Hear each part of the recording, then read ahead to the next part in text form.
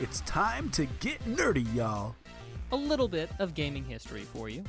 Something relevant in gaming and discuss our opinions on it. Should we kick it out of here, or should we kick-start it? This is the part where you, the listeners, try to stump the hosts. I'm not a lawyer. I just play one on a podcast.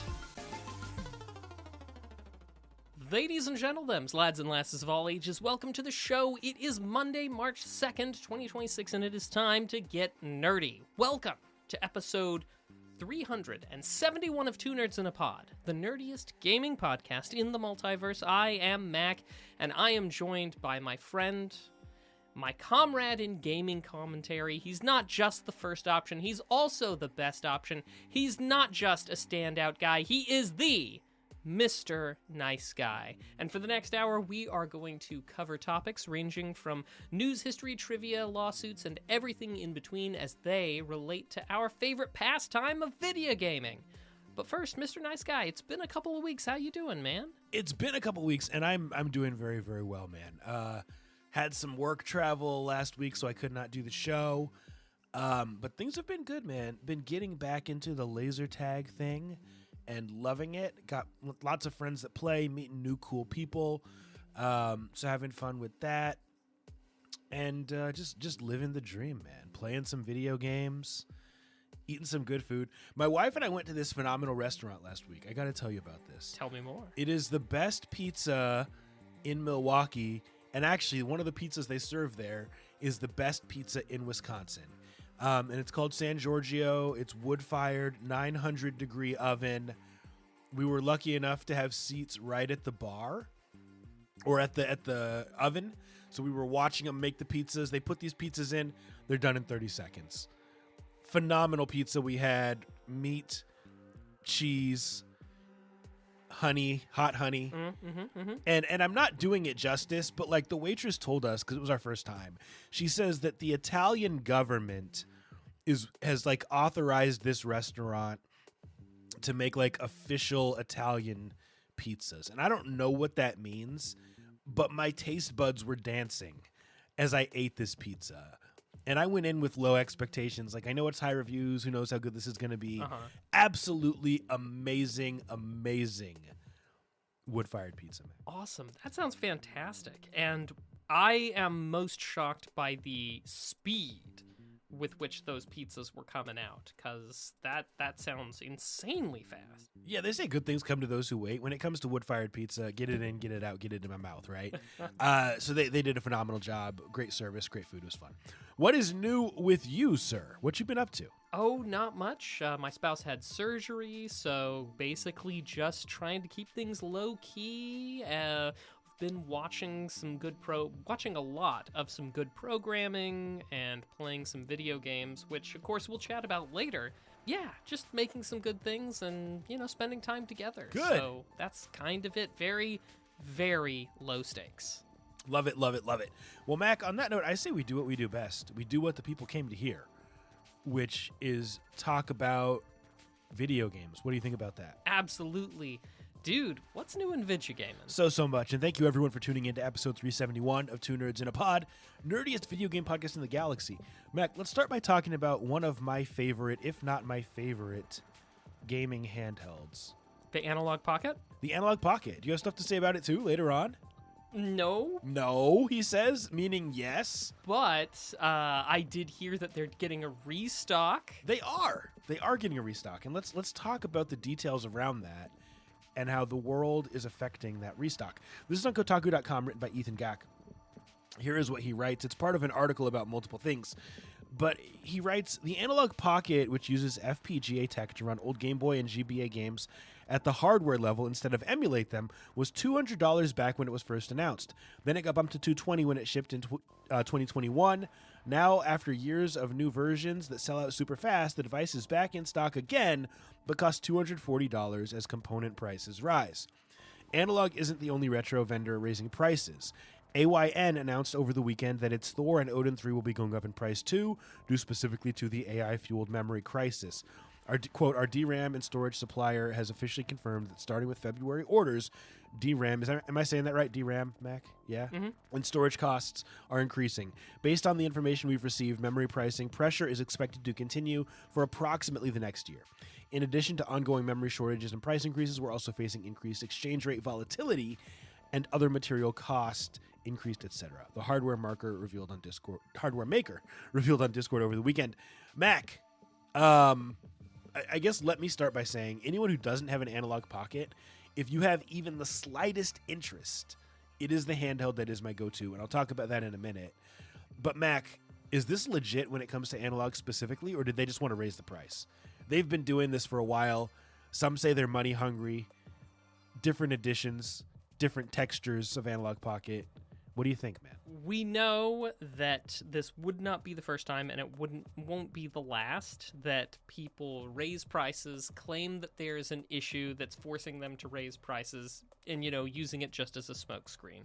We saw that an awful lot in and around the time of COVID. And I guess the thing that makes me a little bit more inclined to believe these folks saying that, we're having component issues is primarily the fact that very publicly many companies have stated, for the record, that yes, every bit of RAM that we're producing has already been purchased by the AI companies. Every bit of storage has already been purchased by the AI companies, and with some of them completely closing down their consumer division entirely. So I think this is one case where it is fairly well documented that the supply is being strangled off by those people who are in the AI business. And so a goodly chunk of these. Now, what component of that price is due to this? You'd have to be an expert in ways that I'm just not. But I don't know, Lom. I'm inclined to believe that in this particular instance, that they might not be completely lying about it. And I'm not just saying that for analog. I mean just categorically for most of the people who are citing this trouble. Yeah, and I'm thinking about analog specifically. Like AYN, fine. I get it. Analog for a long time has been accused of being money hungry, right? Now, in a capitalistic society, what company is not money hungry? You're doing this stuff to make money. That is the goal. But also the timing of them releasing this now when it's been out of stock for so long, having a restock and saying, oh, well, hey, now we can charge people 20 more bucks because of the AI thing, to me is a little bit fishy, because they've had so many different color variants of this that have been released without any issue. They've had metal versions that have been released, and they can price them as much as they want. They priced the metal version at $500 when I'm sure that it did not cost twice as much as the regular version to make. I think that they wanted to release this now, and they saw an opportunity to bump the price due to what's going on in the world, and that's what's happening. And I'm not a conspiracy theorist. That is simply what I think based on their history of release. Now, that said, when I am traveling, when I am taking my kids to sports, when I have some downtime, the handheld that I carry with me the most is the analog pocket. Yes, it has the ability to emulate games, but ultimately I'm taking 4 or 5 cartridges in the case, and I'm saying I'm going to play one of these. It's the most compact form factor. To me, it's one of the most impressive screens. It's not the most versatile. I'd give that to the Steam Deck or my AYN Thor, but to me, it's just the most fun and the most simple. So if you're interested at all, audience, now is the time to get it. Who knows how long it'll be around. Well, Mac, this next story, totally different than something we'd normally talk about, but I find it so fascinating as it relates to AI, and AI is a hot topic right now. This is on GameSpot.com, written by Blair Marnell. Here's what Blair writes. A cluster of lab-grown human brain cells has apparently made the leap to successfully playing a very rudimentary video game without the benefit of eyes, ears, or any kind of sensory input. It's a far cry from playing something more complex, but it represents a major step forward for research. According to UC Santa Cruz researchers successfully coached their brain organoids to solve a cart pull problem, which is a lot like balancing a digital broomstick. AI systems are tested on the same basis, but the brain cell success rate is said to have jumped from 4.5% to 46% after training them to perform using electronic signals as punishments when incorrect and rewards them when input was used correctly. So bottom line, Mac, these lab-grown brain cells are now playing video games, they're now being able to be trained, and they are able to do commands. And this is not quite the same as AI. These are human brain cells. My question for you, as someone who I know is very, and correct me if I'm wrong, against AI in game development, in improving efficiency, in a lot of things, how do you feel about human brain cells being trained to accomplish these menial tasks and the potential for them to do what AI is doing? Does that make sense? Yeah, no, that makes total sense. Have you heard of the old sci-fi story, I Have No Mouth and Must Scream? I have not heard of it. Probably. It's not light reading, or at least it's not a pleasant reading. Not like Dungeon Crawl. Yeah, it sounds riveting. However, I think there was in the 60s, 70s, 80s, right in there. There was a whole bunch of the early sort of cyberpunk genre that dealt with, and I think it's always fun to look at sci-fi for conceptual treatments of things that don't quite yet exist. And the metaverse. Yeah, the metaverse, for example. Long before it existed, we had, was it Snowpiercer? Was that the name of the...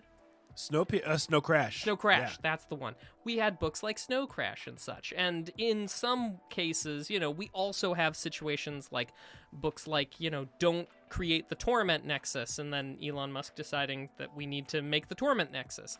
That's more of a joke and less of an actual occurrence. But the thing I think is quite interesting from a technical standpoint is I think it's amazing what they've been able to do with training neurons.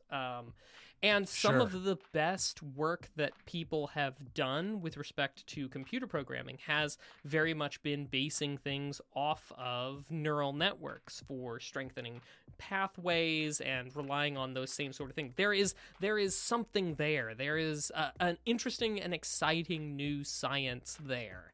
And while I think that we can hopefully put it to better use than playing Doom, while I can certainly hope and pray that it is used for something that is ethical, I see potential, and I hope that they do something good with it instead of do something bad with it, if that makes sense. Yeah, I guess so. Here's really how I feel about this.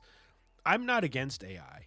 Like AI, if you play around with it, there's a lot of really, really good things that you can do to make your day easier in terms of data analysis, in terms of spreadsheets, in terms of things that improve efficiencies so that you don't have to do busy work. Depending on what field you're in and what you're doing, AI can really help you. That is objectively true.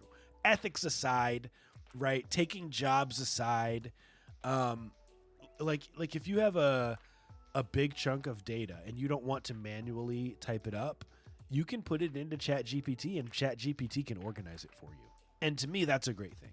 I do not trust the AI and the ChatGPT to do so with accuracy. That's fine. But I hear what you're saying. And in terms of making video games, like that's fine. Oh, I'm sorry, Lum. No, you're good. You're good, brother. I would say but here's what I'd say as a counterpoint. But I want to make this broader point about video games. Would you trust a human to do it with accuracy at a higher percentage rate than you would the AI? Yes. Like that's really the question. Something to think about because humans make mistakes too. Oh yeah, they absolutely do.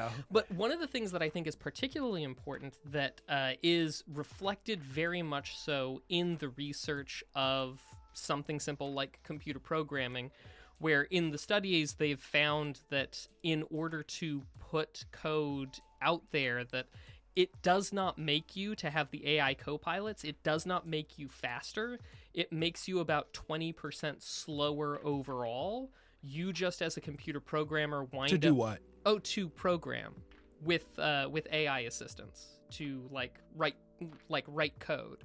Okay, so that's one aspect of AI, right? I'm talking about like organizing data. I wasn't talking about programming. I use it as an example because their discovery was that people felt that it made them faster. They estimated themselves as having accomplished things 40% faster, when in fact it made them 20% slower overall. It was just that they spent more time working on different aspects that the AI needed more assistance. They spent way more time on the cleanup side, in the case of coding, for example.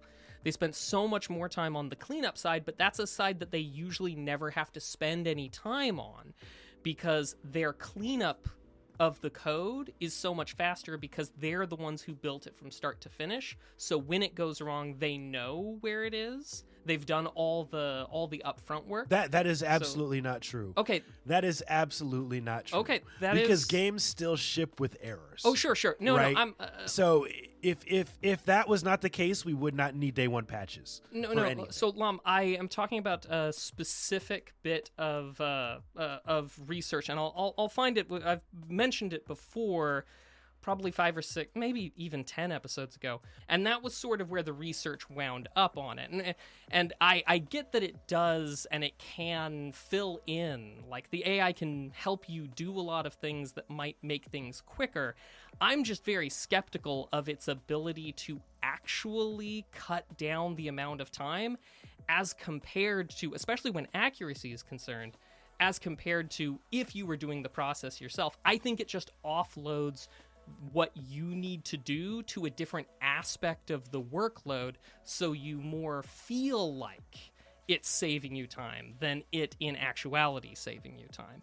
That's where a lot of my skepticism comes from about AI with efficiency. So I can tell you, having used AI just to organize data sets and things like this, and then double checking it, right? Because you're sure, you don't know for a fact that it's going to do it right. I don't know for a fact that I'm going to do it right. I can say that in my research, AI objectively improves efficiency and can get rid of some of the busy work that comes with those types of things. Now, I don't like the idea that AI can take people's jobs. I don't like the idea that AI can put out art. But when it comes to getting rid of some of the busyness, I think that there's a lot of potential for AI. I also do think that game companies should disclose if they're using AI, right? Because people should be able to pick if they want to support something that's using AI or something that's human-made. So when it comes back to these brain cells, which is what we're talking about, these quote-unquote trained brain cells, I think it's fantastic. And I don't think it's that different than AI, but as this process improves and as these cells can be quote-unquote trained to do more and more, it will be interesting to see what people's perception is when it comes to game making, when it comes to all types of other things, and if they'll be against it as much as some of these people are against AI. Once again, not a fan of AI voice actors or actresses, not a fan of AI artists, but in terms of removing some of the busyness and potentially eliminating crunch for our good brothers and sisters who are working overtime 2 weeks before a game comes out and not seeing their families, I think that AI really has some potential in game making. I know that's not a popular opinion, but that's how I feel about it. So, Lom, I have a question for you about, do you think that there is a fundamental difference between processing that's being done in ones and zeros versus the processing that's being done in the neurons that they used to train for this? In the brain cells? Yeah. Do I think that there's a fundamental difference? Yeah. I do, 100%. Interesting. Okay. I am no biologist, so like I'm not qualified to talk, but to talk on like how exactly the neurons are different or whatever. But I don't know if I, Mac, fundamentally conceive of a neuron firing as being that different from binary inside of a computer code, just from a processing perspective. And maybe I need to spend some more time learning about how neurons work. I guess the fundamental question would be, can that 1 and 0 programming be trained in the same manner that these brain cells are being trained? And that really was what it comes down to, I think. Yeah. And I believe that the brain cells are trained. I believe the ones and zeros are not trained. Yeah. So I think definitely on a 1 and 0 thing, the thing that I'm familiar with is their attempts in at least binary to reproduce the same effect, and they call them neural network, at least because it's based off of the brain chemistry. So I don't know. It is interesting though. It is very interesting, and hopefully I can fall asleep reading the journal article. Yeah. So this was let's see. So UC Santa Cruz researchers. So anyone who wants to learn more about this, that is where this research came from. Success rate jumped from 4.5 to 46% after training these using electronic signals as punishment for incorrect rewards and rewarding them for input use correctly. We're definitely going to have to cut some of this in post. So let's end with Mac. You want to talk about Phil Spencer, or you want to talk about Nintendo Indies? What do you want to end with for news this week? Let's talk. Always up for talking about indies. Awesome. So we don't have a ton of info, but what we do know from GameInformer.com, written by Wesley LeBlanc, is that Nintendo has announced it will hold an Indie World Showcase tomorrow, Tuesday, March 3rd, beginning at 6 a.m. Pacific Time, 9 a.m. Eastern Time. It will feature roughly 15 minutes of news and updates on indie games coming to Nintendo Switch 2 and Switch. The Indie World Showcase is one of the shortest in recent memories, and like usual, it will air on Nintendo's YouTube channel. As for what to expect, that's anybody's guess, and then they make some jokes about how it won't be Silksong because that has already finally come. Yeah. But the Team Cherry did reveal Sea of Sorrow, a free nautical expansion coming to the game this year, so we can fully expect the live chat to say something like Sea of Sorrow during the showcase as opposed to saying Silksong. So Mac, my question for you, how hyped are you for Sea of Sorrow? And number two, what other games could potentially come of this, or from what company, that would get you excited? Because some of these Switch 2 releases are probably going to be on the Steam Deck as well, I'd imagine, if they're just indies. Mm-hmm. I hope so.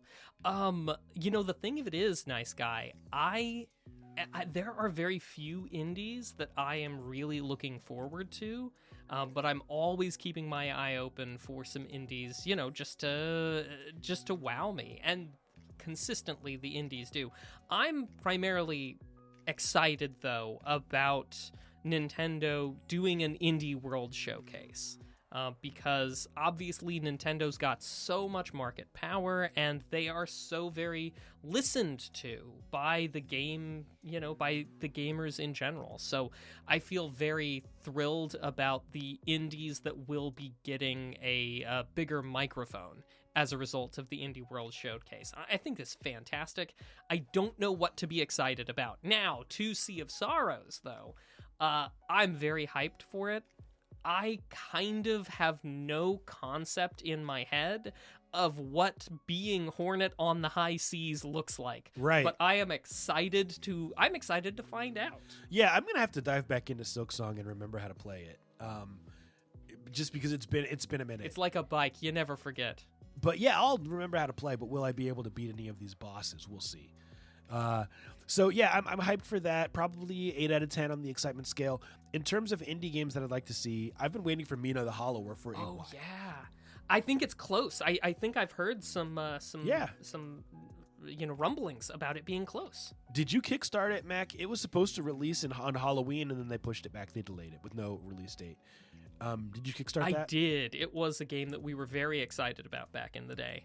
Yeah, I kickstarted it. So that's the one thing I'd really hope to see tomorrow. I'd play it on the Steam Deck or something, but hyped for that. That has been our news for the week. All right. Well, now we turn to some video game history. Mr. Nice Guy, we have had some excellent things come out this last week in years before. Just a few to mention, especially on the heels of the last thing in 2017, Hollow Knight for the PC. Nice. Yes. What more to say? I think we can just go on. But 2016, Mr. Nice Guy, another game for the PC, Stardew Valley. Okay, nice. Not as high up there for me as Hollow Knight, but a very, very influential game. Absolutely. Absolutely. It's getting it's still getting updates. They recently announced a new update that'll be coming out. It's not doing all that much, update-wise, except for adding a couple more of the romanceable towns members into the mix. But sure. but still.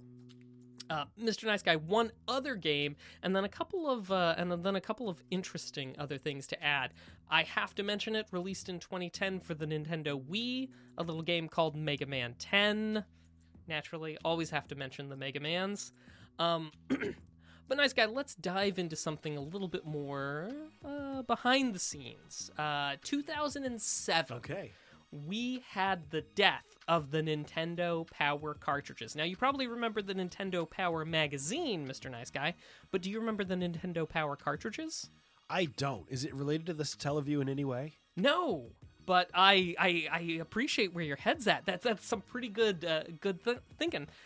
It actually started in late 1996 for the Super Nintendo, which of course the Satellaview also had some relationship there. But they began it in 1996 for the Super Nintendo, and in 2000 for the original Game Boy and such. And what they were Nintendo developed flash cartridges. It saw limited release, but basically you would bring your cartridge for either the Super Nintendo or the Game Boy. You would bring them to a Nintendo Power kiosk, and then you would be able to choose new games to load onto the flash cartridge for playing on your Game Boy or on your Super Nintendo.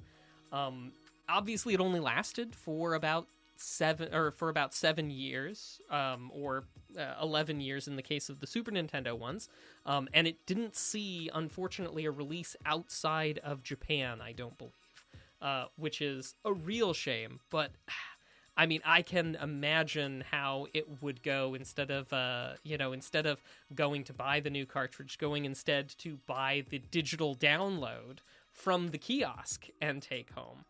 So something cool we never got to see. So I guess in that way, Mr. Nice Guy, it is kind of related to the Satellaview. You were right. Something cool happened in Japan that you and I never got to see. Satellaview and Nintendo Power cartridges.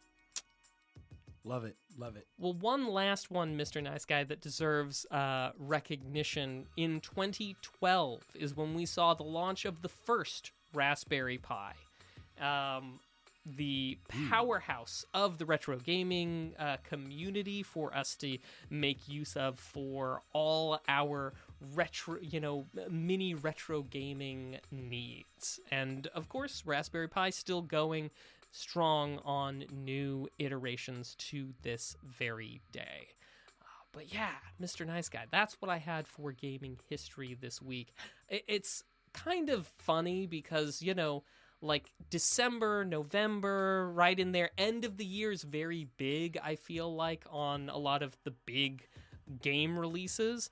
And I feel like the first quarter into second quarter of the year is always a lot bigger with cool indie releases and fun indie projects. So yeah. Dude, I haven't followed Raspberry Pi since I built my arcade. But I'm actually going to go Google it after the show because I'm curious what the more recent versions of the Raspberry Pi can do. If they're more powerful, if they can emulate stuff better. I think the one I'm using in my arcade is like a 3 or a 4. And I'd imagine they're probably several iterations past that by now. So thanks for bringing that up. Of course. Well, let's move on to our topic of the week. A segment where we discuss something relevant in gaming and give our opinions on it. And Mac, this one, have you ever heard the phrase of like someone taking their ball and going home? Yeah. Someone has something and they say, you know what? I don't want anyone else to have this. It's mine. I'm taking it home. Some might say that is what Sony is potentially going to do with their exclusive titles going forward. This is on GameSpot.com, written by Blair Marnell. Here's what Blair writes. After an initial disclosure from Bloomberg's Jason Schreier, two prominent leakers have backed his account that Sony could be shifting away from releasing single-player games on PC. According to Schreier, that may mean that upcoming games like Marvel's Wolverine or any future God of War sequels may not come to PC at all. These two leakers, Sneakers SO and Nate the Hate, have both offered their corroboration to comments that Schreier made on the Triple Click podcast. Schreier stressed his belief that Sony's live service games like Helldivers 2 would continue to be on PC, largely because those titles are so dependent upon building a large player base, but he suggested that Sony may be backing away from putting their exclusive console stuff, like traditional single-player stuff, on PC. So, Mac, this is super interesting because we're seeing a couple different ways of releasing games in the industry, right? We have Xbox on the one hand. We have Microsoft, who says we're just going to buy as many companies as we can, and we're still going to allow these games eventually to be on PlayStation, to be on PC. We'll still let them have the Bethesda games. We'll still let them have other stuff, but we want to own it. Sony, on the other hand, is saying, hey, in the past, we've allowed our stuff to be on our consoles, but also you could get God of War, you can play The Last of Us, you can play Horizon on your Steam Deck, on Steam PCs. But now it's saying they may take that away. What do you think about this approach? Good or bad for the industry?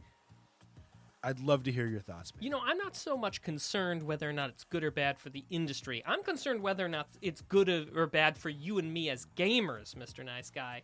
And let me ask you this. Yeah, what do you think? Riddle me this, Mr. Nice Guy. Lom, you tell me, are video games art? They are art, absolutely. Is art meant to be appreciated? I would say yes, it is meant to be appreciated. Is art meant to be experienced and loved? 100%. How do we experience and love it if we don't have a PlayStation and it's a PlayStation exclusive? You buy a PlayStation, bro. Dang it! You buy a PlayStation, or you go to your friend's house. If you have friends. Sadly, I don't. Liar. But Mr. Nice Guy, no, I think that encapsulates a lot of my feeling about it. I've been very excited and thrilled by what I felt to be a lot more collaborative spirit when it comes to the big game companies of having crossplay or at least, having timed exclusives. And I feel like this is a step back for us as video gamers to go back. Now, I understand why it's a positive thing for them personally, because just like you said, buy a PlayStation. But man, I just can't help but think that I was so excited for more PlayStation exclusives to be coming out on PC for a chance for me to play it. So I legitimately have not listened to anyone else's thoughts on this, any other commentators. But if I were to do so, I would imagine that they're going to say something similar to what I am about to say, which is that this is a very, very smart move for Sony, and it is a self-preservation move. Because, Mac, now we have the Steam box that's going to be coming out. And it's going to be able to play everything that Xbox is putting out because you'll be able to access Game Pass. It is going to be able to play every game that's on Steam, assuming that you don't need some type of peripheral, or the Valve Index or something, right, to do it. And if Sony was to continue putting out their games on PC, it would also be able to play every game made by Sony. So at some point, or at least the single-player exclusives, at some point people have to say, what makes our hardware better than theirs? And if there's really not an answer, or if it's an unknown, then you have to say, well, then we need to make sure that our software can only be played here on our platform. And I think that's what Sony is doing. Because we've gotten to the point, like you said, that there's so much collaboration, that there's so much cross-play, cross-progression, cross-platform, that consoles are almost irrelevant unless you just really like the controller or you really like the ecosystem. And if that's not a selling point anymore, then take your ball, Sony, and go home and preserve what you're building for the future. And I think that's what's happening here. So, Nice Guy, do you think this is a move that is, like you said, maybe self-preservation? Do you think this hints at deeper troubles over at Sony? I don't think it hints at troubles, but I think it's a forecasting thing. They're looking ahead and they're saying, all right, PlayStation 6 now is probably delayed at least a year or two because of the chip shortages, because of all the AI. So that's one way AI is hurting us, right? And they're saying when it does come out, how are we going to ensure that at launch, people really, really want to buy the hardware that we have to offer? Not just having the best controller, not just having a system where you've played, or ecosystem where you've played with your friends for years, but it's got to be the individual games. And if you can get them other places, it's a bad thing. What's admirable about this to me, Mac, is that they're actually losing profits by doing this. Because they may not release a God of War Day 1 on PC day and date, but doing it a couple years later reinvigorates the community and reinvigorates excitement around that game. So it results in more sales on PC, But also, people may say, hey, I never played this on PlayStation. And this reminds me I should go back and I should purchase it. So to me, this is a very, very good business move. I don't think it's necessarily good for the industry, though. I will say, in a world where we're constantly seeing a lot of companies make incredibly short-sighted decisions in order to maximize immediate this quarter profits, I think that even if I don't like it, it is cool to see at least one company making what could be a long-term financial decision for once. At least that's kind of how it feels. Yeah, and honestly, I mean, I think that the PlayStation 5 controller is just out of this world. And some of the ways it's incorporated with these single-player games makes it worth it to play it there. But if I didn't already have a PlayStation, I would say forget about that. I'm just playing it on PC, right? So they're eliminating that now. Yeah. I think it's a smart business move. That's my opinion, Mac. Anything else on this topic? I mean, a great business move to keep you in the ecosystem. Hopefully, there's still some way for us, without having to violate copyright law, to play the video games that we want if we don't have a PS5 or the PlayStation. That's all. That's our topic of the week, y'all. All right, well, now we turn to a crowdfunding project that's trying to get off the ground. Mr. Nice Guy, I've got a little something interesting. I know that we're kind of fans of Pokemon around here, so this might pique some interest. Wow. So this is called Wonderful Neoran Valley. It's an indie dev out of Milan, Italy. I've heard that an Italian Pokemon streamer named Sidonia, I think I said that right, is the main person behind this and opened Nara Studio that's putting this game out. Perhaps some more information on that later. But what is this? This is meant to be a monster collector roguelite game that's going to be released for the PC and the Switch 2. No way. Yeah, that is that's what they're going for on here.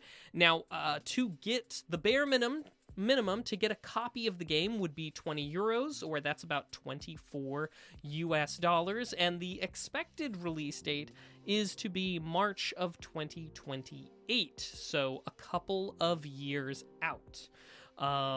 Yeah, now it obviously has a little banner that proudly proclaims it's a very fun game. We'll see about that. But also another banner that proclaims that it was funded in a mere 10 minutes, which for its original $117,000 goal, 10 minutes is a fairly impressive amount of money to bring. Now, I've got more to say on that. However, to be perfectly honest, Nice Guy, a lot of what I have to say is numbers related, so I want to yield some time before we get into some truly dry numbers. Mr. Nice Guy, I know that doesn't give you much time to have looked over it before commentating, and I apologize. That's okay. But anything stand out to you? There's a few things. I mean, in the beginning you said, what is this? And I didn't want to interrupt you, but I wanted to say this is a lawsuit waiting to happen. Ha! It is unbelievable to me that this is going to be on the PlayStation or on the Switch too. That is crazy, because Pal World wasn't on the Switch at all, was less similar to Pokemon than this appears to be, and Nintendo went after them hard with their lawyers. So this looks really, really cool. I kind of feel like it's a scam. I hate to say that, but at first glance, funding in $117,000 in 10 minutes, did these people have the audience to back that up? This is their first created Kickstarter. I'm looking at it. They have backed zero. So was that them putting their team's money to work to fund it? Or was that legitimately people buying in? I don't know. But this just seems so similar to Pokemon. I think it's hilarious that Nintendo's allowing it on the Switch 2 at all. I mean, let's be clear. As with many things in Kickstarter, anything is just a claim until it materializes. So they say they're going to put it on the Switch 2, but until we see it, how do we know it's on the Switch 2? So I think you're right to be a little bit skeptical. Now, Nice Guy, $117,000 fundraising goal in 10 minutes. Can you believe that? I can believe it, once again, if they have the audience. And I don't know that they do. I'm going to need to do some research into this studio. let me tell you, I tried to do some research into the studio, and I can't really find any names aside from the Italian Pokemon streamer. Now, I have seen some people say things about this person, and they have a pretty large following, but I'm still a little skeptical myself. Can I tell you some numbers, Mr. Nice Guy? Please do. Let me give you some numbers. When I crunched the numbers, there were 9,029 backers, and the project had $740,826. And I did my thing with a spreadsheet, Nice Guy. Sure. Did you use AI to do it to make sure it was correct? Nope, I did it myself to make sure it was correct. So what I did was I went in and put it all, and of course, one of the things we can see, as you know, because you've looked at a few Kickstarters, you know that we can see how many people have backed at a certain level. And so that gives us like, Sure. oh, we know we've got this many backing at this many backing at this, and so on. And so when I go ahead and total all of that, the amount of those backers wounds up only accounting for 633,000 of the 740, leaving a full 108,000, or about 15% of the total funds having come from not the pledges, but from optional add-ons. Okay, so 15% of the whole thing is coming from optional add-ons, not actual rewards. Well, the add-ons themselves, they only have a few add-on options between either $14 or up to basically $60. The $60 is like like an art book. $50 is like a hoodie. $14 is like some stickers or an enameled pen or something. And so the add-ons are a whole black box. I have no idea who picked those or what rate, but if we assume that you only picked one add-on, and I know that's a big assumption, and we assume it's the middle cost choice, 3,600 backers must have also gotten themselves in a t-shirt. Or if we assume everyone got an art book, then that's 1,500 of them. Or if everybody got stickers, that's 8,000. Anyway, these are all assumptions, but basically there is 15% of the total is money that they got from add-ons, which seems a little sus to me, as the kids would say. The whole thing seems a little sus. And Mr. Nice Guy, I'm right there with you. I think you are right to be concerned about this project going the distance for a number of reasons. I think you're spot on with your analysis that maybe, Nintendo might have something to say about this. And I also think that I think that there is some reason to believe that maybe the funding is overstated in this. Because after all, what is a Kickstarter but just people pledging money? And, line goes up, looks really, really good for a crowdfunding project, but those dollars aren't in hand yet, so nothing is set in stone. Yeah. But also, Mr. Nice Guy, there's no playable demo to this thing, so, how can we evaluate whether or not this thing can even do it? All we have is fancy renders. We don't have a game yet. It looks really, really good. It does. My advice would be don't give these people your money. Same. If you really, really are excited, follow them on social media. Yeah. And don't even click the follow button. Just check their page every once in a while. Mm-hmm. And then 2 years from now, when the game is supposed to be out, see if it's really out. Yeah. And just buy it. I'm not saying that I have any special insight into this project specifically, but Nice Guy and I, we've been doing this for quite some time, and Nice Guy is dead on accurate about predicting many of the Kickstarters that we come through these doors. We're a team. We both are together. It's true. We work as a team, and we do a good job balancing that out. We usually nail it. And so I think both of us, don't think this will go the distance for a variety of reasons. So, yeah, we'll keep an eye, and we wish everybody the best. But kick this out of here. There's just too many questions. Yeah, let's kick it out. On that note, I say we move on. Yeah, let's to a little segment we like to call Nerd Flex. Woohoo! A segment where you, the viewers, try to stump the host. Sometimes you do. Sometimes you do not. Mac, we have some questions from our test bank today. And if you're here live and want to put a multiple choice question in the chat, let us know. Mac has something he wants to say first, though. We do, Mr. Nice Guy. It's also time for us to say goodbye to an old sound test and welcome in a new one. Out with the old and with the new, as we always say. or we said it once. We say goodbye to the sound test from episode 331, and Nice Guy, I sent it to you already. Would you do us the kindness of giving the final guess on episode 331's sound test? Yeah, I got this pulled up here, I think. Come back when you get some money, buddy.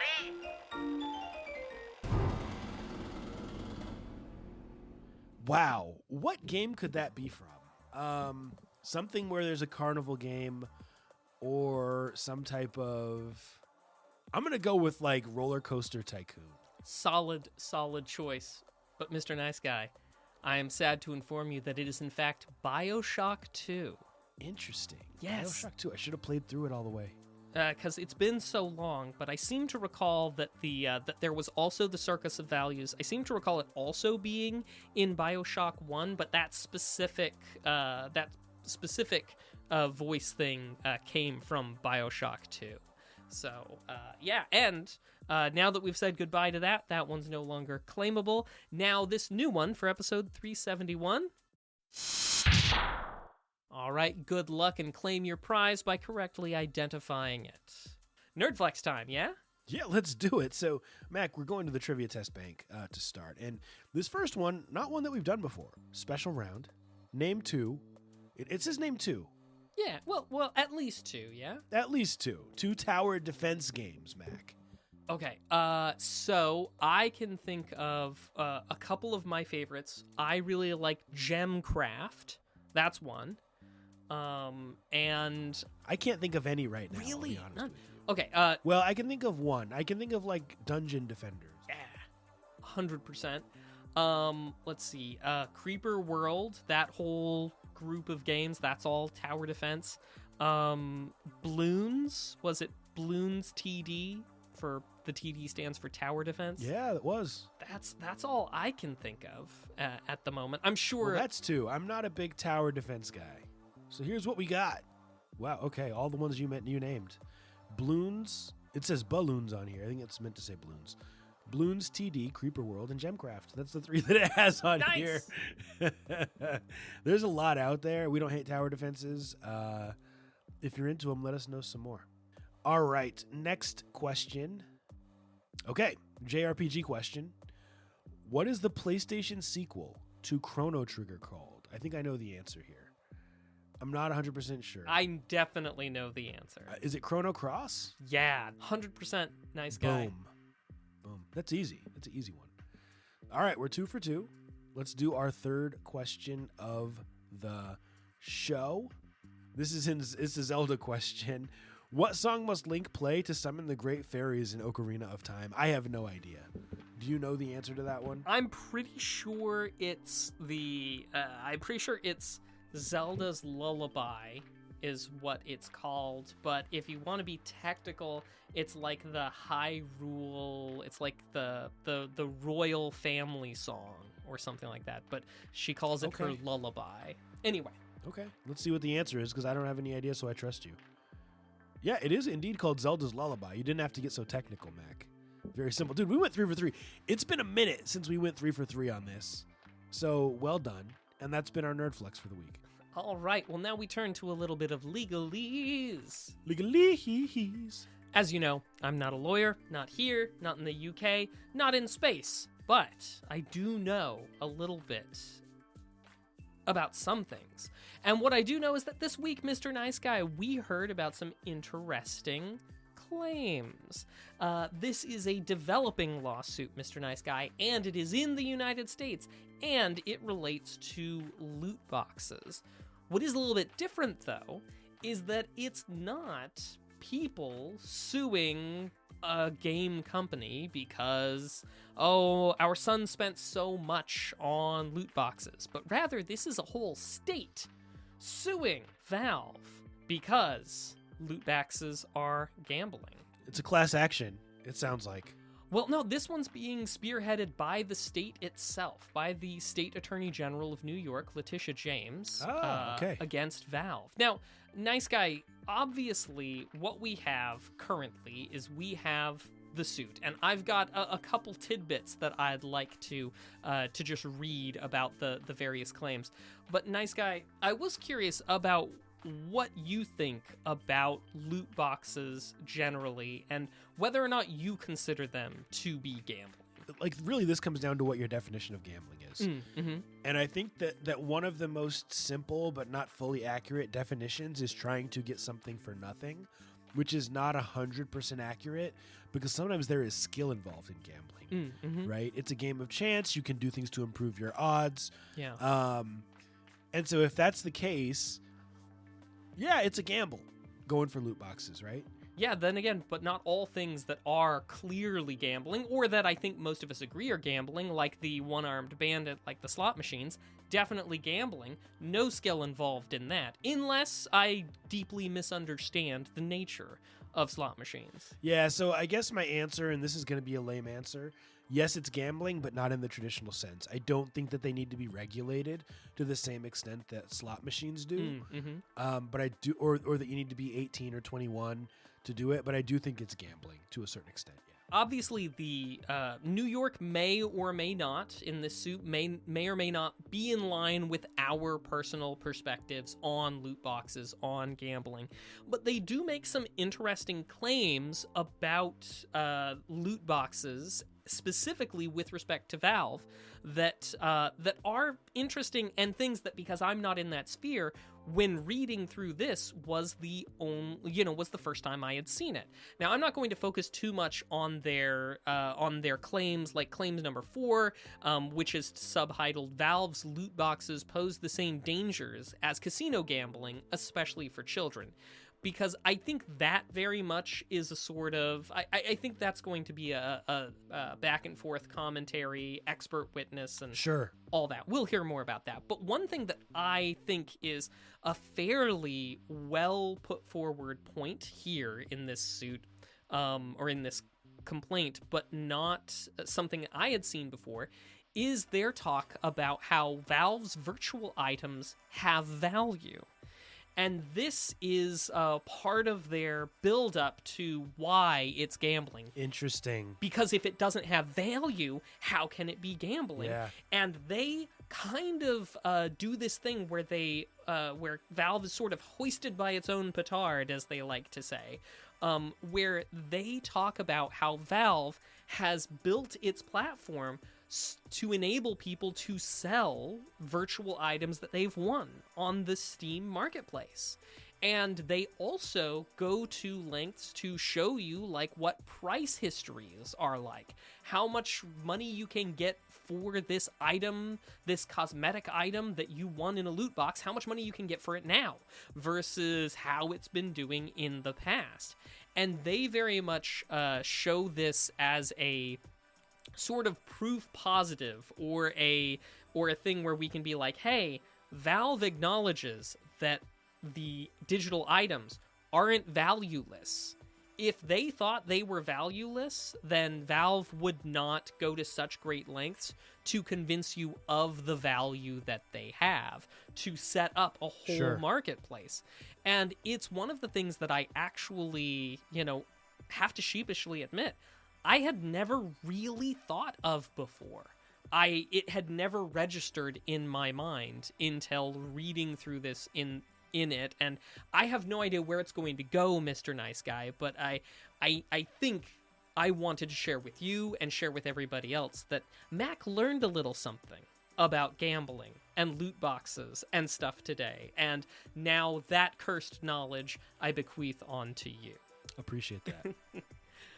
But yeah, we'll see where it goes. I'll let you know. As with every lawsuit like this, it's going to be years before we wind up finding out more interesting things. Don't forget the Epic v Apple and Google stuff.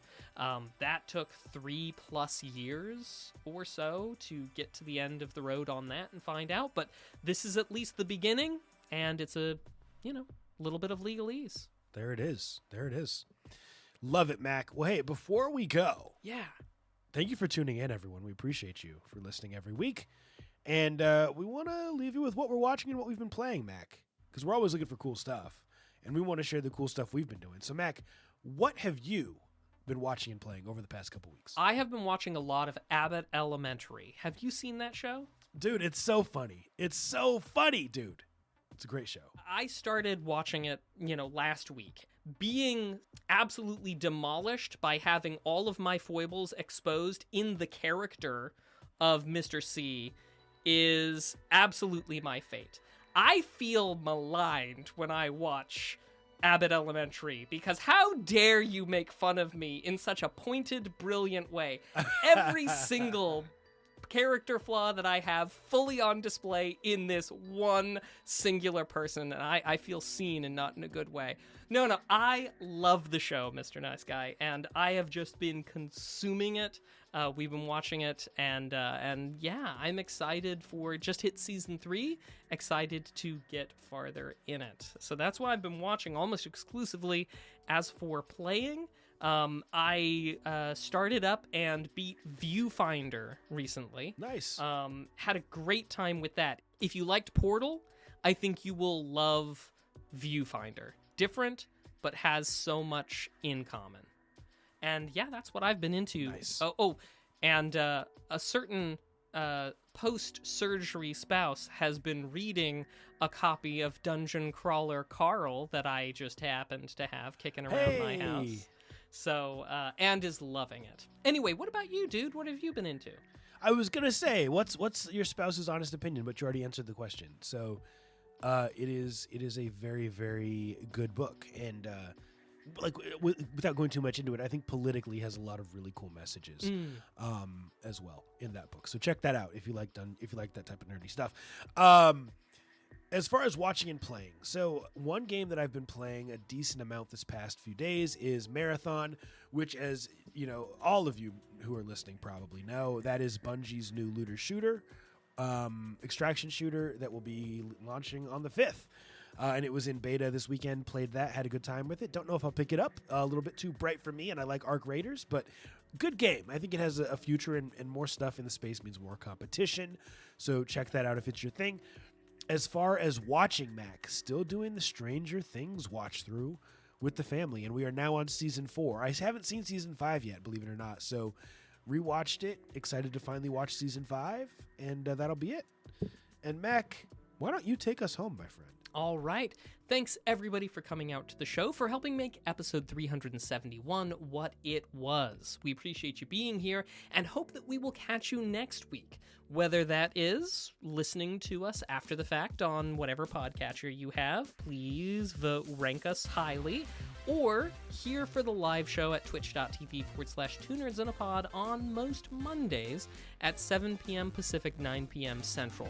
You guys are excellent. Remember, wherever you are, whatever you're doing, keep it nerdy and be excellent to each other. Bye. Be kind. Deuces.